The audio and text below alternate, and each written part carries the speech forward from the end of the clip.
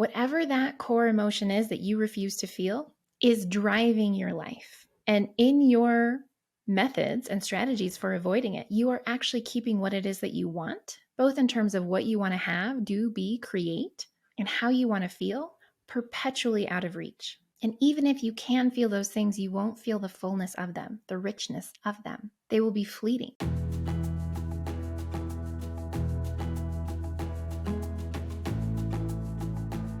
Hey friends, welcome to episode 12 of the Make It Inevitable podcast. I am your host, Stephanie Zamora, and today we are going to be talking about working with our emotions. And I am also going to introduce you to this concept of the void, which is a cornerstone in my work. As humans in this life that we live in, we have often learned the lie that some emotions are good and others are bad. Some are positive and some are negative. The truth is, all emotions are good, valid, and healthy when we learn to work with them in productive ways. When it comes to emotions, there's actually expansive emotions and contractive emotions, and that is how we want to categorize them. And there is a reason for that with this work that we do, with process work, with working with the void. You have to know which ones are expansive and contractive, but contractive doesn't make them bad. Think about those descriptions. If an emotion is expansive, such as joy or love or peace, there is an openness to our body, to our nervous system, to our being, to our heart, to our soul. We feel expanded by them. We feel energized by them. If an emotion is contractive, we feel contracted, restricted, limited. We feel a tightness and a tension in our body. There's a weight to them. So there's no openness. There's more of a weight to these emotions. That's things like anger, rage, sadness. Emotions are just energy in motion, energy in our body that's moving around.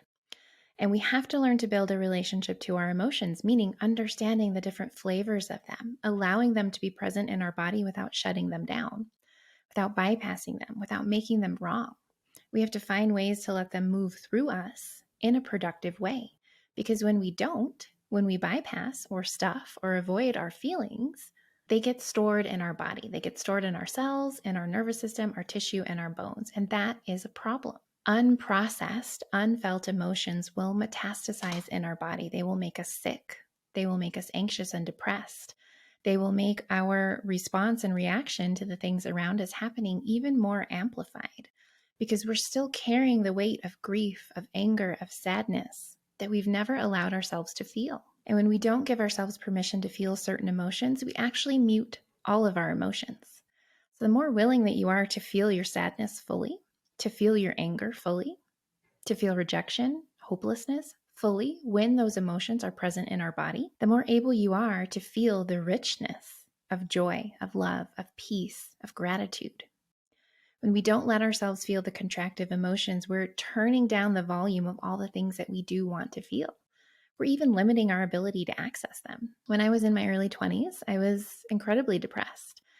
And it wasn't the first time I had been depressed, but it was the second big wave of depression that showed up in my life. And I was really numb because I didn't know how to let myself feel all of the sadness, all of the grief, all of the hurt that was present in my body, even all of the anger. Women especially are taught not to feel anger, that anger is wrong for us to feel, that it's bad. But as a whole, as a collective, we're also taught that anger is not good, it's not okay. But anger is one of our most important, precious emotions. Anger tells us when our boundaries have been crossed. It tells us what's important to us, what we're passionate about. Anger is something that we all need to feel. And so I had stuffed my anger down for years. I used to take pride in the fact that it's really difficult to make me angry. I'm never angry. I never feel anger. I never get mad. That's not good.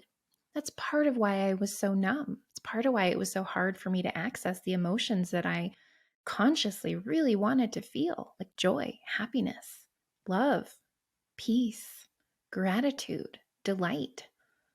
I couldn't access those because I had numbed myself out to feeling all that was hard and heavy and contractive, all of the sadness that was in my body, all of the anger from years and years that I had never let myself acknowledge, let alone feel, all of the hurt, all of the wounding. So when we shut down the contractive emotions because we're afraid to feel them or we think that they're bad and wrong, we mute if not eliminate access completely to the expansive emotions. And we go through life thinking, I just really want to feel joy. Just want to be happy. Just want to feel love, peace. But I don't feel anything. I'm numb. So many people are numb. And that is because they don't have a relationship to their emotions. At some point, I'm going to have on one of my brilliant friends as a guest expert to talk about the different Enneagram personality types. But for now, what I want you to understand is that we each have an individual personality type. Whether you subscribe to a certain modality for identifying your personality type doesn't matter. You still have a certain personality type. You still have a fixation as a person, things that you fixate on, ways that you move through life, certain wiring to who you are as a person. And every personality type has a certain emotion that is a no-go zone for them, meaning I will not feel that. And the reason that I love the Enneagram so much is that it ties directly into our core wounding. You know that I love to talk about core wounding. It's such an anchor point for who we are and who we be in the world. When we don't understand what our core wounds are, then we don't understand why the stories that we tell aren't true, that our winning strategy is what it is and why it comes into play, why certain things remain out of reach for us. Understanding our core wounding is vital. And once we understand it, we can start to see how all of the different life experiences, traumas, losses, woundings have shaped us even more deeply to organize around this belief, this core wound belief that we hold on a deep, deep subconscious level. So the Enneagram centers around core wounding and our motivations from there. Meaning, if my core wound, which it is that I am damaged and broken and unlovable at my core, that I don't belong, I am motivated to produce a different set of feelings so that I never have to feel my core wound. So I never have to hear those stories internally and believe that they are true. And yet at the same time, the world doesn't make sense to me if those core wounds aren't true. Our core wounds shape our worldview. They shape how we move. They shape how we perceive things, because even though they're painful and we do everything that we can to avoid feeling them, they are also what makes life make sense. Because of this core wound, for a very long time, it was deeply painful for me to feel unlovable, unworthy, like I didn't belong, to feel rejection or abandonment, to feel not good enough, to feel like the oddball out. And so I would do everything that I could through my winning strategy to feel chosen, to feel special and unique, irreplaceable. So if you haven't listened to the episode on our winning strategies, please go back and check that out. We'll link to it in the show notes. It ties into this directly. We all have emotions that we refuse to feel, because if we had to feel them, that would activate our core wounds and our stories. And that would spiral us into a place that we don't think we can go, that we are so certain we cannot survive. So if I have to feel unlovable, rejected, abandoned, that's going to kill me, is how it feels. Whatever your no-go emotion is, for some people that's anger. For some people that's feeling rejection or abandonment or unlovable. For some people that's fear. They refuse to feel afraid. Whatever that core emotion is that you refuse to feel is driving your life. And in your methods and strategies for avoiding it, you are actually keeping what it is that you want, both in terms of what you want to have, do, be, create, and how you want to feel, perpetually out of reach. And even if you can feel those things, you won't feel the fullness of them, the richness of them. They will be fleeting. So you have to build a relationship to your emotions, especially the ones that you work so hard not to feel. Is that rage, anger? Is that rejection, abandonment, feeling unlovable, misunderstood? Is that fear, terror, uncertainty? What do you work so hard not to feel that you are probably considering turning off this episode right now? That is the emotion, the core emotion that you have to build a relationship with. We need to build a relationship to all of our emotions, but that one especially. That is the one that will set you free, when you can really learn to be with and embrace it and work with it, rather than going into avoidance, rather than trying to bypass it. Here's the thing about bypassing our emotions. You didn't trick your body. You didn't win. If you got through something really sad and heartbreaking without feeling sadness or heartbreak, rejection, hurt, you didn't win. You didn't trick your body. You just bypassed feeling an emotion that is in your body. You stuffed it down. And that will resurface one way or another as anxiety, depression, numbness, in coping mechanisms, addictions, disease, illness. It will come up. If you feel sadness, a wave of sadness come up and you stuff it down and now you're good, you're strong, you're centered, you're not feeling sad, you didn't win. You didn't trick your body. It's still in your body and it needs to come out. It is energy in motion that needs to move through you in a healthy and productive way. And so we have to really look at our beliefs around emotion. What emotions do you believe are bad or wrong? Negative. Should be avoided, should never be felt. What emotions do you absolutely refuse to feel and you will do anything in your power to avoid feeling them? Those are the emotions that you need to work with. Those are the emotions that are stored in your body right now because you haven't let yourself feel them. You've learned to be incredibly skillful at avoiding feeling them altogether. What are those emotions? And there's so many different ways that we can work with our emotions. And when I do process work with clients, one of the big ways that we do that is an emotional drop through, meaning you get centered and you tune into your body, especially when you're in a contractive state, especially when it's one that you're trying to avoid. And you find the emotion. Where is it in my body right now? Is it in my chest? My lungs? How does it feel? Does it feel solid? Is it taking up a certain amount of space? Does it have a weight to it? Is it fluid? If it had a color, what would that color be? If it had a texture, what would that texture be? Really being present with where it is in your body and allowing it to be there and learning to sit in the discomfort of feeling these emotions that you don't want to feel because that's all they need is to be felt.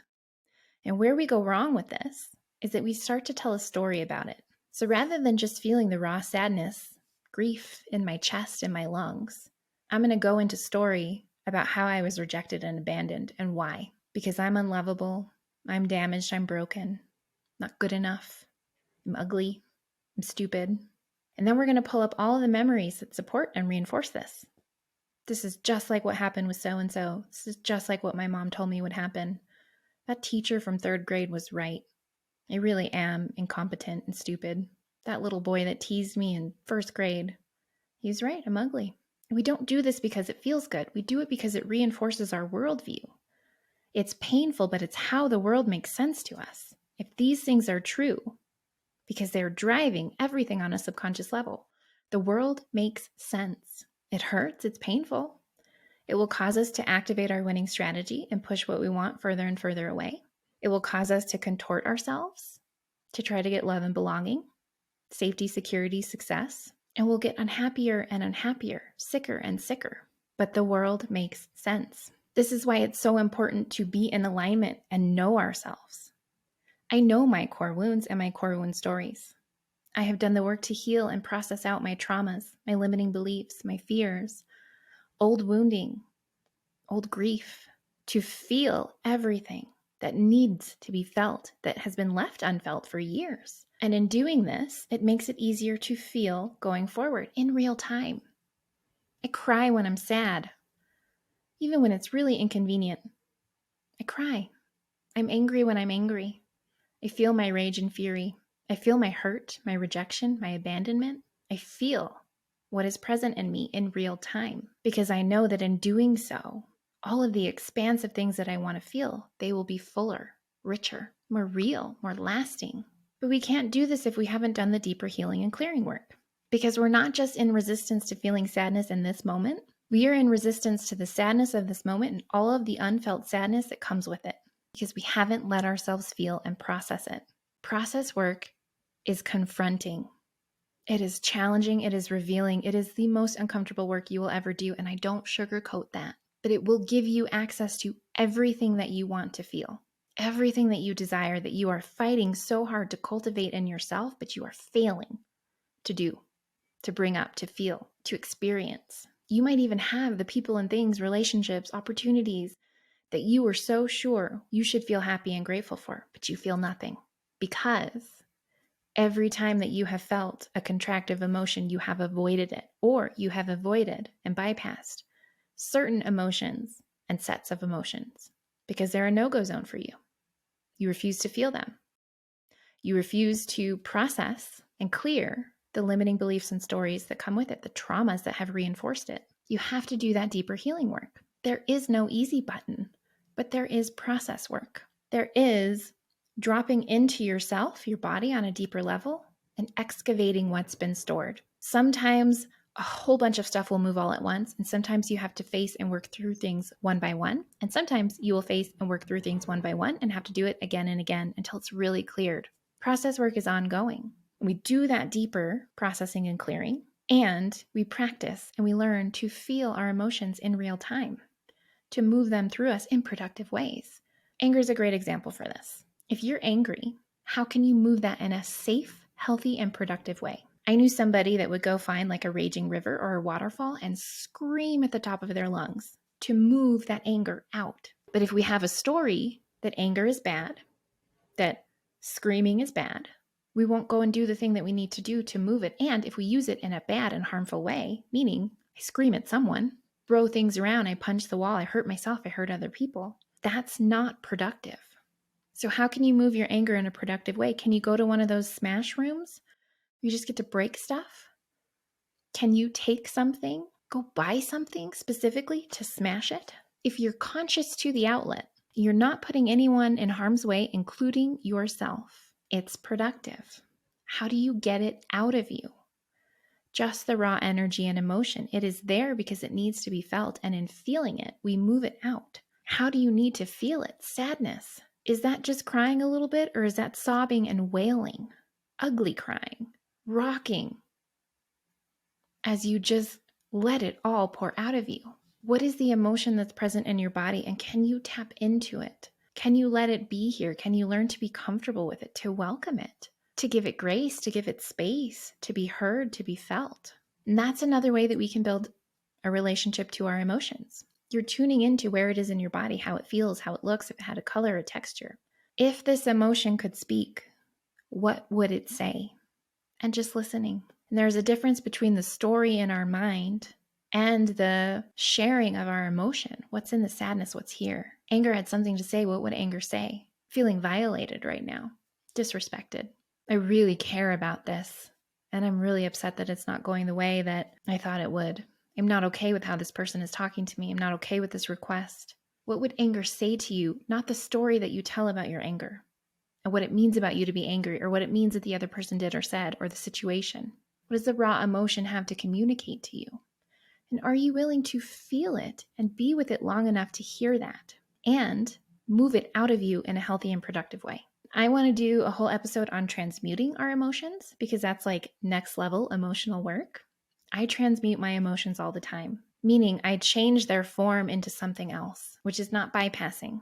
In order to transmute, turning my rage and fury into like powerful, productive work in the world, you can't bypass, which means you have to have a relationship to your emotion. You have to feel what's here, what wants to be felt. And you have to feel everything that you haven't felt from the past. You have to stop telling stories, which means you have to understand your core wounding and your winning strategy. All of this works together. And when you're able to have a relationship to your emotions, you create so much leverage, so much freedom in yourself. You're not weighed down by them. I can be joyfully happy when I'm joyfully happy, because I'm willing to be sad and angry when I'm sad and angry. There's a balance to it.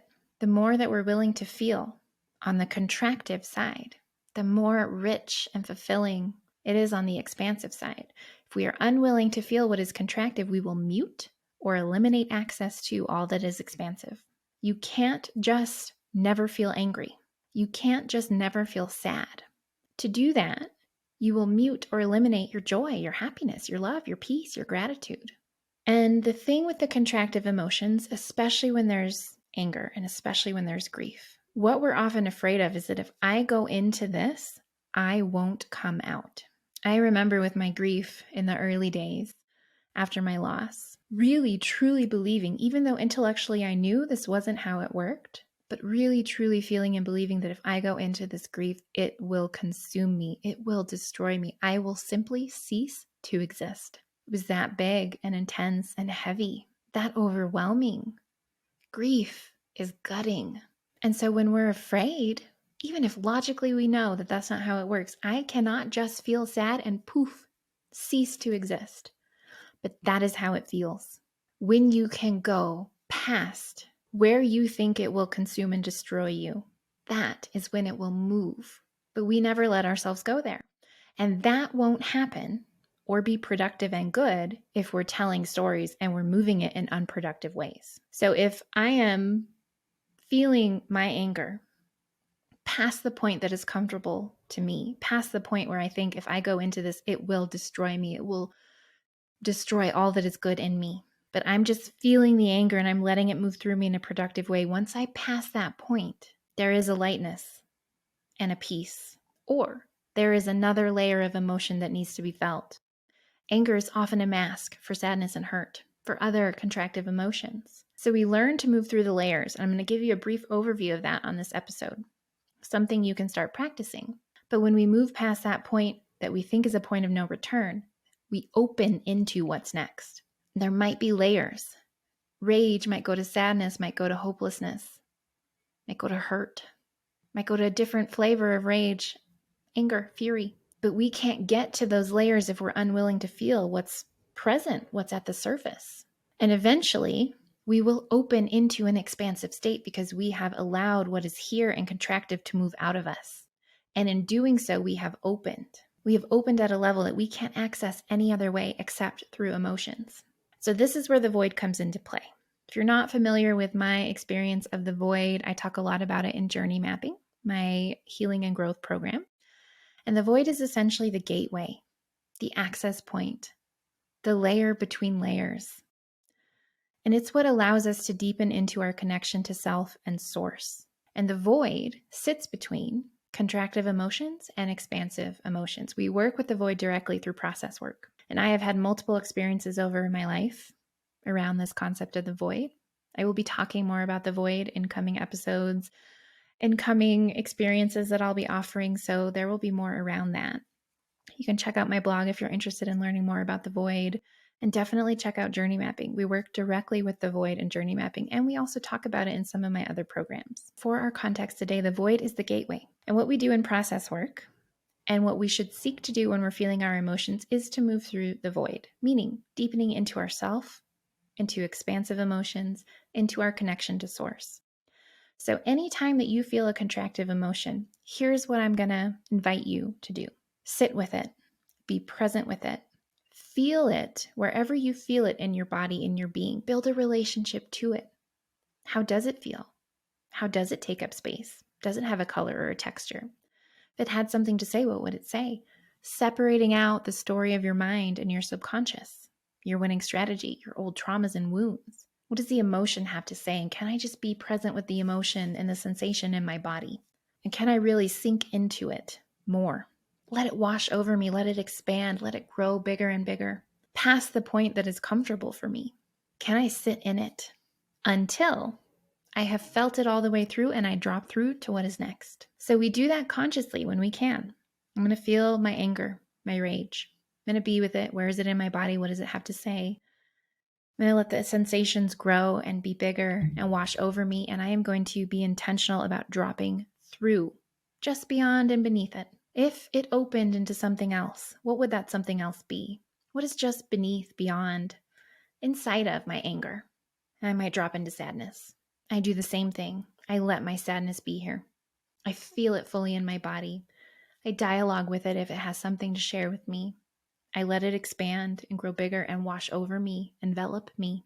And I get consciously intentional about dropping through it. If something wanted to come up through my sadness, if something was just beneath or beyond my sadness, what would that be? And there I might find disappointment. And I'm going to drop through all of the contractive emotions that are here, being present with them, letting them wash over me, dropping through them to what's next. And eventually what happens is one of two things. We either reach the void, which is the sense of nothingness, this pocket of darkness, of nothingness, of calm. It's just this empty space. And sometimes this scares us, to not feel anything. We're not numb, but we're not feeling anything. We don't know what this uncertain, dark, empty void is. The void is the gateway. So if you can do the same thing, if you can be present with that nothingness and just sit in the space of it and become familiar with it, And then consciously, intentionally try to drop through that, just like you have all the contractive emotions. You will deepen into expansive emotions. Now, some people bypass the void altogether. I do. I drop right through it. I don't have to even stop in it. I go from contractive to expansive. Other people will hit the void and go back up into contractive. And that's because there's a resistance to this void, this nothingness, this doorway, this in between, this layer between layers. It's very unfamiliar to us. So we will jump back up into our contractive emotions and we will loop because we can't quite let ourselves drop through. And that just means there's more for you to work on and get comfortable with, especially around the void. But when we move through our contractive emotions, whether we hit the void or we bypass it, we will eventually, always hit expansion. And when we can do the same thing with those expansive states, when we can drop deeper into the layers of them, we will reach what is source for us. What is our highest self? What is our connection to self and source and the universe? That's different for everyone. For me, it's always love. For some of my clients, it's joy, it's peace. Different things, but it's expansive. And so we can drop ourselves through the contractive emotions by processing through them, by being present with them, building a relationship to them, and move through everything that's there, and we will land in expansion. We might hit that void, that gateway, that sense of nothingness. And there are ways that we can be moved through that. That's why process work often requires someone supporting you, because we will resist and we won't know that we're doing it. We will loop on contraction and not realize it's because we are in resistance to the void. It's because we're going into story that we can't seem to stop. So having support with this is important, especially when you're first doing the work. But can you at least build a relationship to your emotions and move through those layers? Can you at least try to access that sense of nothingness or even drop right through into expansion? And even once you hit expansion, can you deepen into it and find what source feels like for you, your connection to yourself, your highest self, the universe, God? What does that feel like for you? Once we do that, we can do tremendous healing and clearing work. We can get clarity around big visions and what we need to do to make the impossible happen. We can tap into our highest self. And that's what happened to me when I accidentally fell through the void for the first time. I was in a very contractive state. I had just gotten into a fight with my then boyfriend. I think I was like 24 years old, living in Hawaii, driving around just crying. And I started crying so hard that I had to pull over at an overlook. And all of a sudden, out of nowhere, I'm just sitting there in the car and I'm sobbing. And next thing I know, it's like I slipped and I fell through the void. I was still aware of myself sitting in the car, but it's like all of me was out amongst the stars, connected to the universe. And I had the clearest sense of who I was here to be, what it felt like to live my fullest expression at that time. It was connected to everything that I was fighting so hard and failing to cultivate in myself and my life. I knew suddenly it wasn't just this idea. It was something I could feel in my being, in my body, in my nervous system. I felt peace. I felt connection to a kind and benevolent universe. I had access to a sense of spirituality that I had never had before that. So when we work with the void and we go through this gateway and we connect to our sense of source, there's so much clarity that comes with that we can't access any other way. But if we're not willing to be with and feel our contractive states, we can't move through them to access the expansion, to even access the void. That requires a relationship to our emotions. Deeper healing and clearing work requires a relationship to our emotions, especially the ones that we refuse and fight so hard not to feel. What is your relationship to your emotions? What are the emotions that you are unwilling to feel, that you are so certain you have tricked your body into not feeling? And are you willing to go there? Because it's required to make the impossible happen, to live your fullest expression and to create a life that's fully aligned for you. You have to have a relationship to all of your emotions, expansive and contractive, and especially the ones that for you, you refuse to feel. What is your relationship to your emotions? And are you willing to deepen into this work? Knowing that in doing so, all of the expansive states will be richer and fuller. And everything that you deeply desire will become more accessible to you. Are you willing to do that work? That's my invitation to you, is to build a relationship to your emotions. And if you need support, please check the show notes. Journey mapping is an excellent resource. for this. Actually go into working with the void. I give you process work. Actualize is also a great resource for this. It's all about coming into alignment, knowing and understanding yourself, your personality, your unique wiring, really unpacking your subconscious programming, your core wounding, so that you have the freedom and leverage to show up fully expressed, to create what it is that you feel called to create. So be sure to check the show notes, and I will be back soon with another episode.